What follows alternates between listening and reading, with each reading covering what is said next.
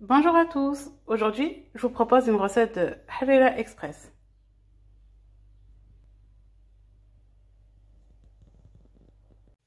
Alors, on me dit souvent que la Harira marocaine est compliquée à réaliser.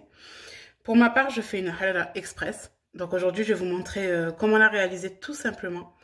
Pour cela, on a besoin de quelques ingrédients. Dans mon robot, j'ai mixé coriandre, persil, céleri branche et un oignon. Nous avons besoin de purée de tomates, 500 g, de pois chiches en boîte, de 2 cuillères à soupe de farine. En épices, je mets paprika, gingembre, safran, poivre, sel. Ça, c'est vraiment si vous le souhaitez. Vous pouvez très bien ne pas en mettre. Un cube bouillon au poulet ou au bœuf ou à ce que vous souhaitez. Ça marche. Et nous, on aime bien mettre un peu de semen. Donc, pour ceux qui n'ont pas de semen frais à la maison, vous prenez un knorr semen. Une cuillère à soupe de lentilles, 2 cuillères à soupe de vermicelle et un peu d'huile. Alors, en tout premier, j'allume sur ma marmite. Je vais venir y mettre 1,5 litre d'eau.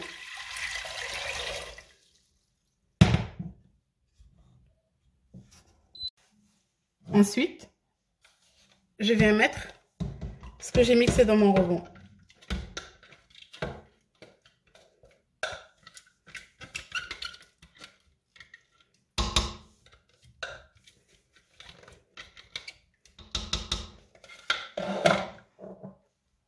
On y ajoute notre huile.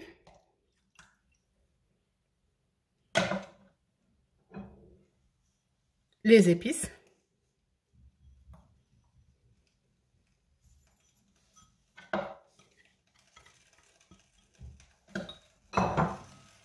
Ainsi que les lentilles.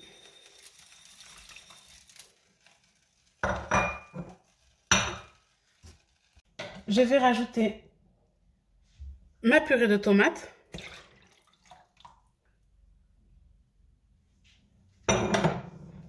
Avec le bouillon, le cube bouillon.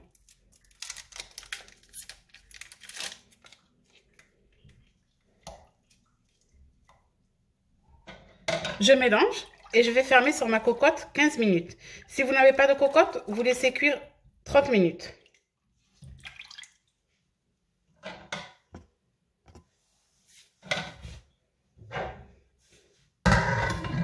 Je mets le sifflet. Du moment que la cocotte commence à tourner, on compte 15 minutes. 15 minutes sont passées, je vais ouvrir ma cocotte. J'ai ouvert son mahrira.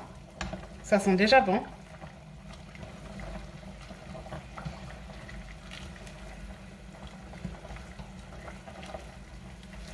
Je vais venir y ajouter mon knorr semen.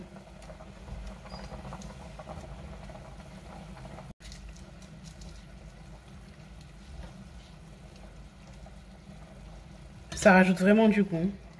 Vous pouvez le trouver dans les boucheries. Alors, pendant que ma harira cuit, je prends mon bol où j'ai mis mes 2 cuillères à soupe de farine et je viens y mettre de l'eau petit à petit. Et je mélange pour pas avoir de grumeaux.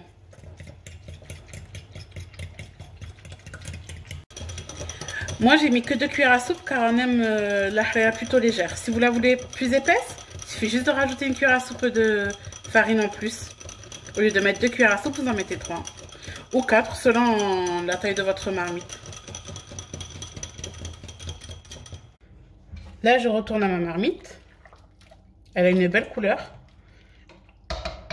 J'ai baissé sur mon feu. Je le mets à feu moyen. Et je vais venir verser ma farine et mon eau et remuer tout doucement.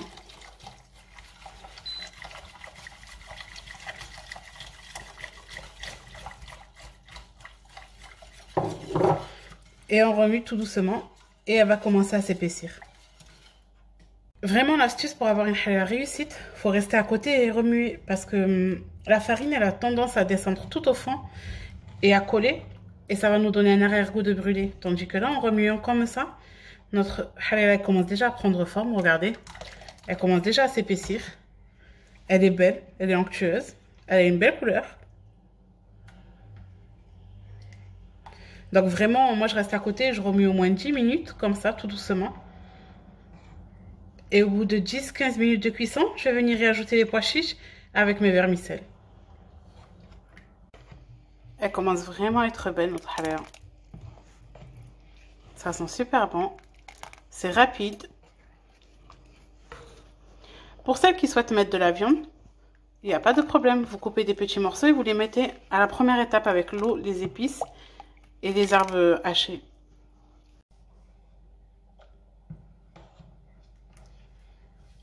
Je viens ajouter mes pois chiches en boîte ou en bocal, comme vous préférez.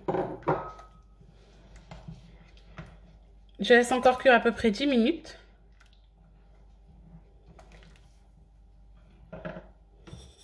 Je rajoute les vermicelles. Je remue aussi pour pas que ça me fasse un paquet.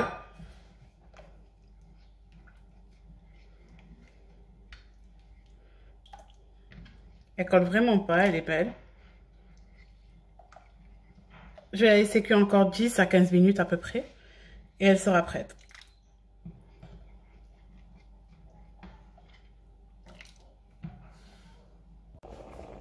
Quand ça commence à former cette pellicule sur le dessus, c'est parfait. C'est qu'elle est assez épaisse et c'est que le lien il commence à cuire.